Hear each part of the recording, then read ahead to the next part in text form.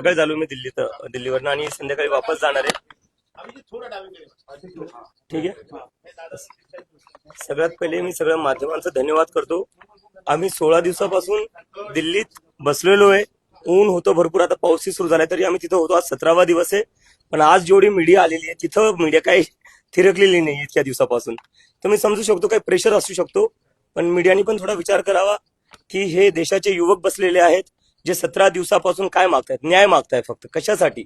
नीटमध्ये 20 पेक्षा जास्त स्टुडंट्सनी आत्महत्या केलेली आहे आणि ती आत्महत्या कशामुळे झाली आहे? पेपर फुटीमुळे झालेली आहे. पेपर फुटी जर झाली नसती तर विद्यार्थ्यांना आत्महत्या करावी लागली नसती आणि मला अमेरिकेवरनं यायची गरज पडली नसती. आणि 17 दिवसापासून जे देशातले हजारो लाखो युवक सोबत निघाले त्यांना गरज नसती पडली रस्त्यावर यायची. तर कुठं ना कुठं सरकारने याची दखल घेतली पाहिजे. मला बरेचसे लोक प्रश्न विचारताय की सरकार तुमचं ऐकायला तयार नाही, सरकार तुमचं ऐकायला तयार नाहीये.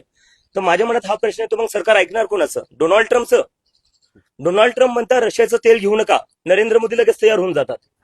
डोनाल्ड ट्रम्प म्हणतात टॅरिफ कमी करा अमेरिकेवर चढ, नरेंद्र मोदी लगेच तयार होऊन जातात.